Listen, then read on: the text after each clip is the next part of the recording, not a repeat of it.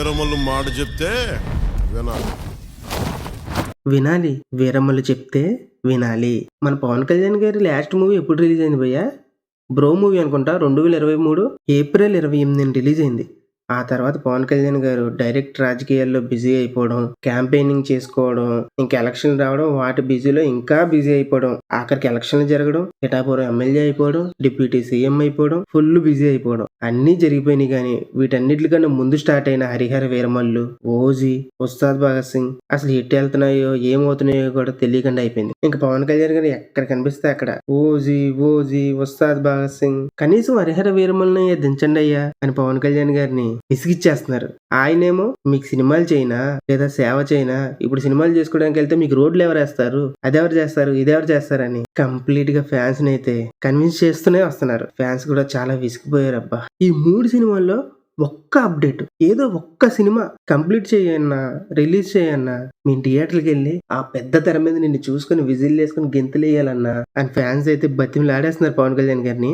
ఇంకా వాళ్ళందరూ మరో విన్నారా ఏమో గానీ ఎప్పుడో 2020లో అనౌన్స్ చేసిన హరిహర వీరమల్లు ఈ ఇయర్ మార్చ్ 20న అంటే 2025 మార్చిన రిలీజ్ చేసేస్తారు మూవీని. దానికంటే ముందు స్వయంగా మన పవన్ కళ్యాణ్ గారు పాడిన వినాలి వీరమల్లు చెప్తే వినాల్సిందే అనే పాట 5 లాంగ్వేజెస్ లో రిలీజ్ చేశారు. ఈ 5 భాషల్లో కూడా పవన్ కళ్యాణ్ గారే పాడారు. ఎందుకంటే ఇది పాన్ ఇండియా మూవీ కదా, టోటల్ తెలుగు, తమిళ్, హిందీ, మలయాళం, కన్నడం 5 భాషల్లో రిలీజ్ అవుతుంది. ఎవరన్నా కూడా సినిమాలు చేసి పాన్ ఇండియా స్టార్ అవుతారేమో, కానీ మన పవన్ కళ్యాణ్ గారు స్టేట్ నుండి సెంట్రల్ వరకు పాన్ ఇండియా పొలిటీషియన్ కదా, మొత్తం అల్లల్లో ఆడిచ్చేస్తున్నారు. నార్త్ లో వెళ్ళి ప్రచారం చేస్తే అక్కడ గెలడం ఏంటాలు, అక్కడ కూడా పవన్ కళ్యాణ్ గారి క్రేజ్ మామూలుగా లేదు. అందుకే ఇప్పుడు వచ్చే సినిమాలన్నీ కూడా పాన్ ఇండియాలోనే రిలీజ్ అవుతాయి, ఈ 3 సినిమాలు కూడా. ఇంతకీ మీరు విన్నారా హరిహర వీరమల్లు సాంగ్? వినకపోతే వినండి. నేనైతే 5 భాషల్లో విన్నాను. నాకెందుకో తెలుగు కన్నా కూడా హిందీలో చాలా బాగా ఉంది సాంగ్. అయితే సాంగ్ విన్న తర్వాత ఇది ఒక సిచ్యువేషనల్ సాంగ్ అని అయితే అర్థమైంది.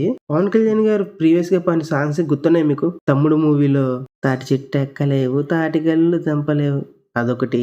ఖుషి మూవీలో అనుకుంటా బై బై ఏ బంగారు రవణమ్మ, అదొక సాంగ్ ఒకటి. జానీ మూవీలో నువ్వు సారా తాకు లింగం, తాగితే సచ్చి ఊరుకుంటావు లింగం, అదొక పాట. రీసెంట్ గా మన అత్తారింటి దారిలో కాటమరాయుడు సాంగ్. ఇప్పుడు పాడిన సాంగ్ అయితే నాకు కాటమరాయుడు సాంగ్ పక్కన తీసేస్తే మిగిలిన 4 సాంగ్స్ ఉన్నాయి చూసారా, రస్టిక్ గా ఉంటాయి. సేమ్ ఈ సాంగ్ కూడా అలాగే అనిపిస్తుంది నాకు. ఆ పాటలాగే ఈ పాట కూడా ఒక ఊపి ఇంకో 10 సంవత్సరాలు గుర్తుండిపోద్ది.